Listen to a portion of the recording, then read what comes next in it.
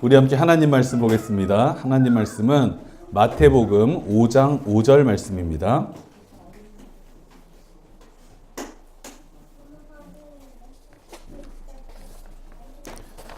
우리 함께 한 목소리로 읽겠습니다. 시작. 온유한 사람은 복이 있다. 그들이 땅을 차지할 것이다. 아멘. 오늘은 팔복 세 번째 시간 온유한 사람이라는 제목을 가지고 하나님 말씀을 전하도록 하겠습니다. 여러분 모두 온유한 사람이 되고 싶죠? 그런데 우리가 참 어려운 것 중에 하나가 온유한 사람이 되는 겁니다. 특히나 어린아이들을 키우다 보면 온유함에서 점점 더 멀어지게 됩니다. 아들을 한 둘 정도 키우게 되면요, 온유함은 나와 상관없는 일처럼 느껴지게 됩니다. 오늘 이 말씀을 들으면서 정말 온유함이란 무엇인가? 나는 과연 온유함의 본질에 다가설 수 있는 사람인가? 깊이 생각해 볼 수 있는 그런 시간이 되시기를 간절히 소망합니다. 온유한 사람은 어떤 사람인가? 한자로 온유는 따뜻할 온, 부드러울 유자를 사용합니다. 그러니까 한마디로 온유한 사람은 따뜻하고 부드러운 사람이라는 뜻을 가지고 있습니다. 온유함이라고 하면 이 단어를 들을 때 뭐가 가장 먼저 떠오르죠? 인자한 미소, 너그러운 성품 같은 게 떠오릅니다. 이 온유함이라고 하는 단어는 한마디로 말해서 이미지적인 단어라고 할 수가 있습니다. 딱 들으면 먼저 어떠한 이미지가 머릿속에 그려지는 단어. 그런데 이 이미지적인 단어들은 하나의 공통점을 가지고 있습니다. 뭐냐면 머릿속으로 떠올리기는 쉬운데 구체적으로 설명하기는 굉장히 어렵다라고 하는 공통점을 가지고 있습니다. 그래서 온유함이 무엇이냐라고 물어보면 그거를 어떻게 머릿속으로 떠올릴 수는 있지만 구체적으로 설명할 수 있는 사람은 그리 많지가 않습니다. 아마 거의 없지 않을까라고 생각이 돼요. 그럼에도 불구하고 우리 대부분은 온유함이라고 하는 단어를 어떻게 받아들입니까? 굉장히 따뜻하고 좋은 이미지로 받아들입니다. 그렇다면 우리 사회는 어떨까요? 우리 사회는 온유한 사람들을 그리 환영하지 않습니다. 특히나 어떤 성과를 목표로 하고 있는 직장이나 조직에서는 온유한 사람을 정말로 환영하지 않는 분위기가 만연합니다. 왜 그럴까요? 온유한 사람이라고 하면 사람은 좋은데 좀 우유부단해가지고 사람 구실은 못하는 거 아니야? 마음이 약해서 너무 약해서 힘없고 연약한 거 아니야? 그렇게 생각하는 사람들이 많기 때문입니다. 특히나 온유한 성격에 대해서 어떤 생각을 많이 갖게 되냐면 온유한 성격은 냉철함, 판단력, 추진력 같은 게 좀 떨어지는 성격인 것 같아 라고 생각하는 사람들이 굉장히 많습니다. 이런 왜곡된 이미지를 극복하면서 온유함이 무엇인지 구체적으로 설명하는 글이 있어서 제가 짧게 한번 소개를 해보려고 합니다. 김진 목사님이라고 하는 분이 뉴스엔조이라고 하는 기독교 언론 매체에다가 올린 글입니다. 쓰신 글입니다. 그 제목이 뭐냐? 하나님께서 필요로 하시는 온유한 사람이라는 제목이에요. 저는 이 제목이 너무나도 마음에 들었습니다. 왜냐하면 하나님은 온유한 사람을 정말로 필요로 하시기 때문에 그렇습니다. 하나님께서는 왜 온유한 사람을 필요로 하실까요? 이런 온유한 사람이 이 땅을 보살필 수 있는 사람이기 때문에 그렇습니다.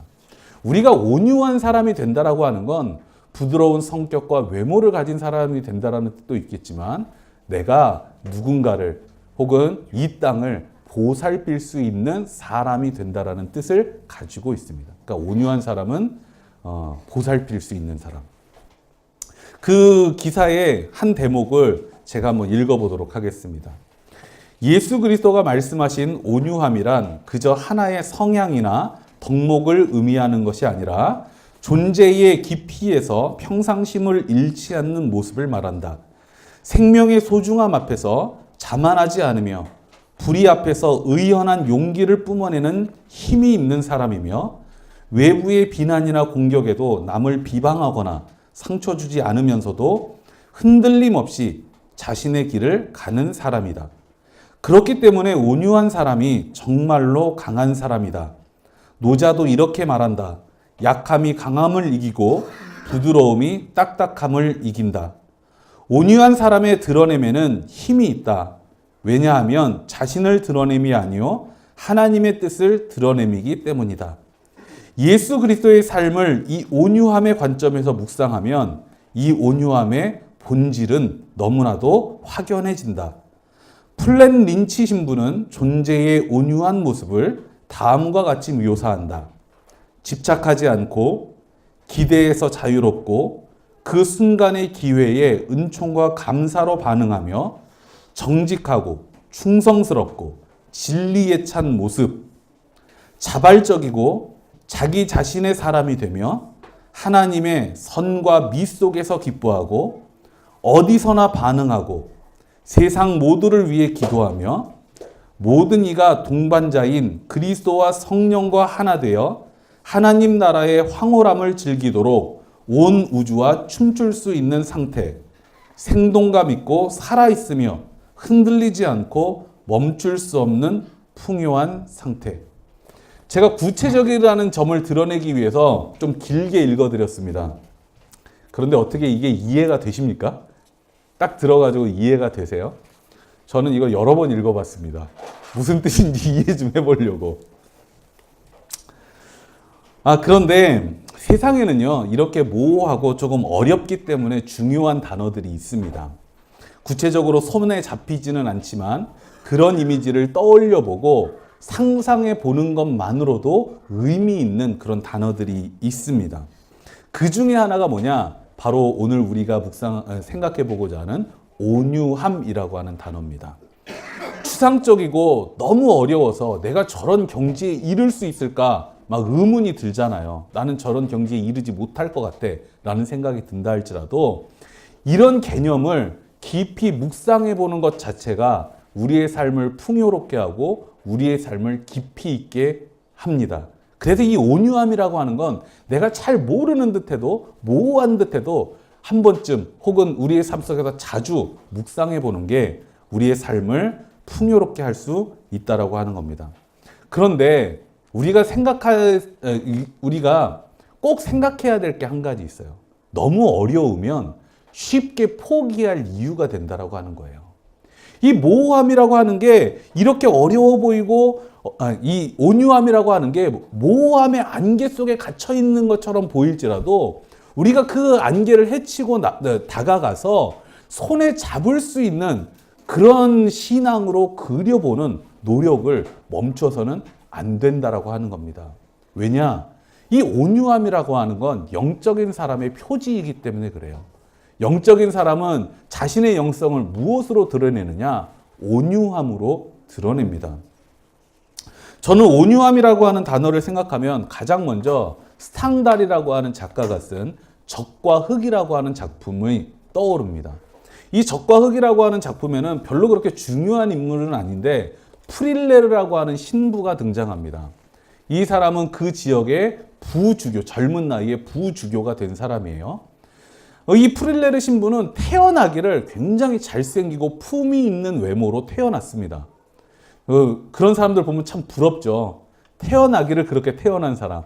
그냥 태어난 게 재능이야. 그런 사람들 있잖아요. 이 프릴레르 신부가 그런 사람이었어요. 태어나기를 정말 신부를 할 외모, 정말 잘생기고 품위 있는 외모를 가지고 태어났습니다.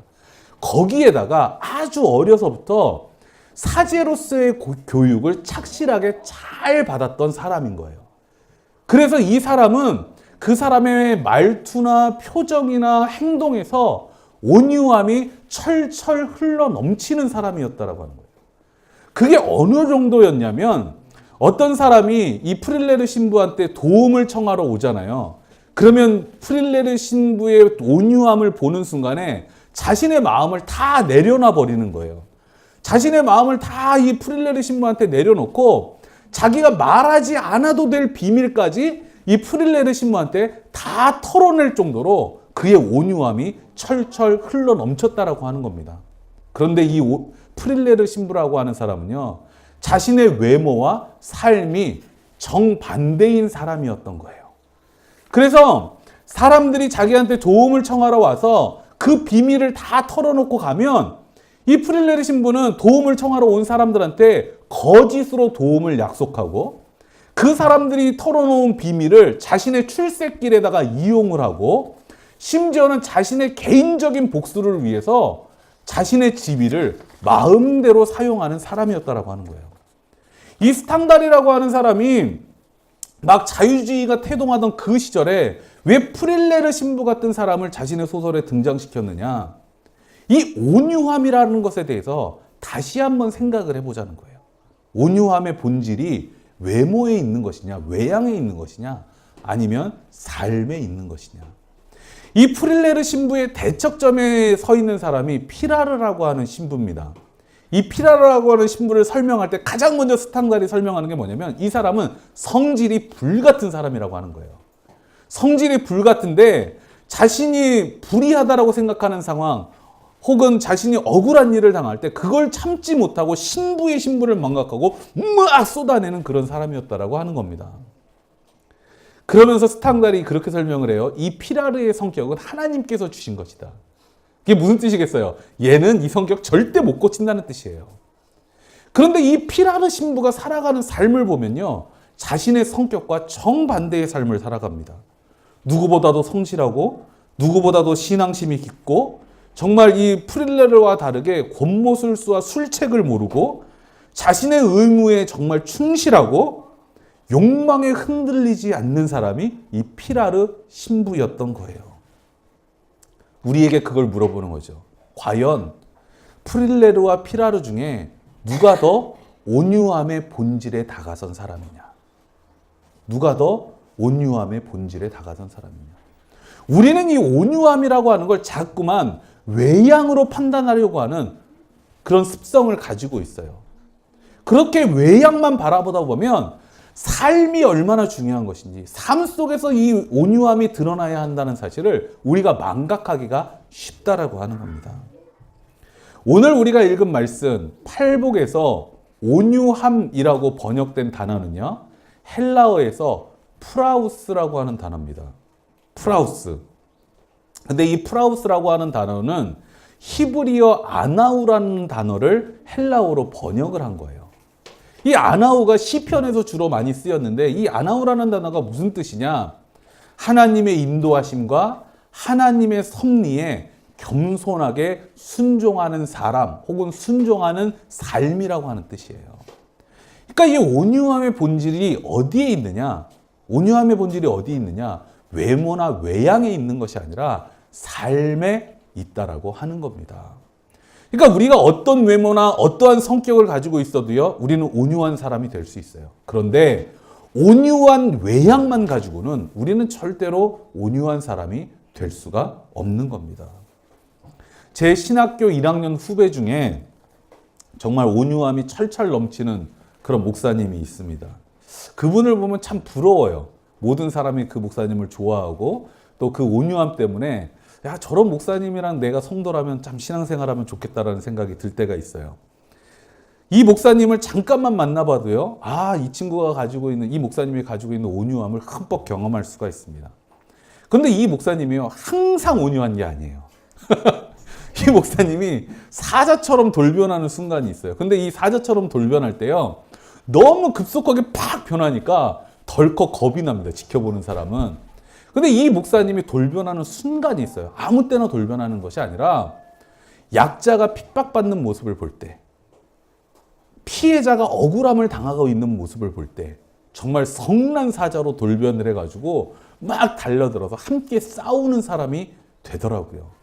그래서 이 목사님을 조금만 경험해 보면 아, 이 목사님의 온유함이 과연 외모에서 나오는 것인가, 삶에서 나오는 것인가를 금방 경험할 수가 있습니다.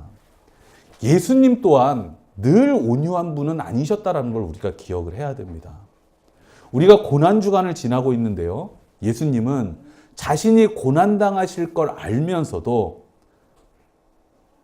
다른 사람들을 억압하는 사람, 타인을 착취하는 사람들에게는 그 말과 행동이 매우 거친 분이셨습니다.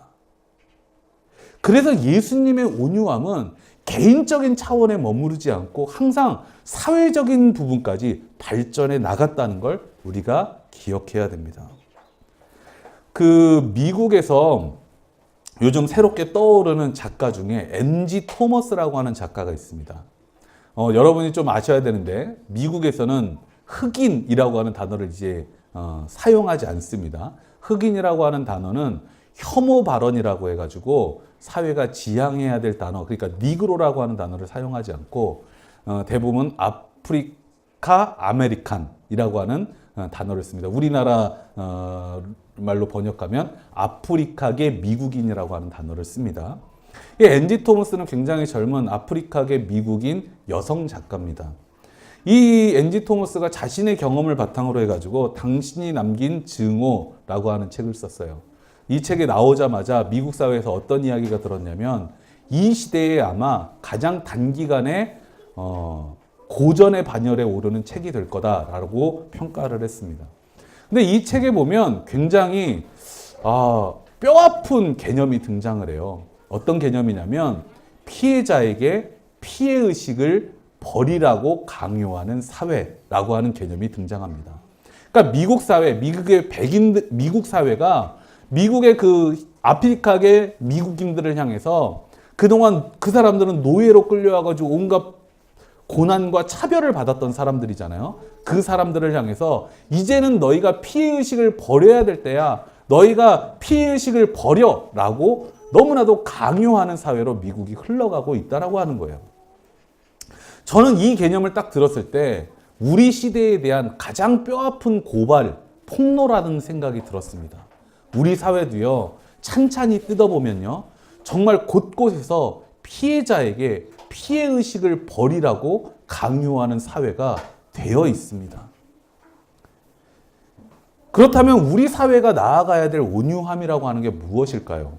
그거는 다름 아니라 피해자가 다소 자신의 억울함을 과격한 방법, 불편한 방법으로 표현한다 할지라도 눈살을 찌푸리지 않고 그들의 목소리에 귀 기울이면서 충분히 보상하고 가해자가 책임질 수 있는 사회를 만들어 가는 겁니다. 어떤 뜻인지 아시겠죠? 피해자가 분명히 있는데 오히려 피해자가 움츠러들고 피해자가 부끄러워서 쥐구목으로 숨어들고 가해자가 떵떵거리는 사회가 돼서는 안 된다는 거예요. 이런 사회는 온유함이 없는 사회입니다. 어떤 사회가 온유한 사회냐? 피해자가 자신의 억울함을 호소를 할 때 그 사회가 들어주고 가해자에 대해서 정당한 책임을 지울 수 있는 사회, 그래서 피해자가 더 당당하고 떳떳하게 살아갈 수 있는 사회, 가해자가 부끄러워할 수 있는 사회를 만들어가는 게 우리 사회가 갖춰야 될 온유함이라고 하는 거예요. 우리 그리스도인이 살아가야 될 온유한 삶과 사회적인 온유함은요, 뗄래야 뗄 수 없는 관계에 있습니다. 예수님은 오늘 뭐라고 우리에게 말씀하셨죠? 이 세 문장이면 설교 끝납니다. 겁나 빨리 끝나죠? 예수님은 오늘 말씀에서 이렇게 말씀하셨습니다. 온유한 사람은 복이 있다. 그들이 이 땅을 차지할 것이다. 우리는 이 땅에 대한 생각을 하면 땅을 차지한다 그러면 부동산을 생각하잖아요. 이 개념이 아닙니다. 예수님께서 이렇게 말씀하신 뜻은 뭐냐? 온유한 사람이야말로 이 땅을 보살필 자격이 있다라고 하는 거예요. 다시 한번 말씀드릴게요. 온유한 사람이야말로 이 땅을 보살필 자격이 있다라고 하는 거예요. 저는 우리 교회가 또한 우리 교회 성도 여러분들이 정말 이 땅을 보살필 수 있는 온유한 사람들이 되기를 간절히 소망합니다. 그런 삶을 향해서 더욱더 열심히 기도하고 더욱더 열심히 하나님을 섬기는, 순종하는 주님의 사람들이 되기를 간절히 소망합니다. 그 사람이 바로 복 있는 사람입니다. 우리 함께 기도하겠습니다.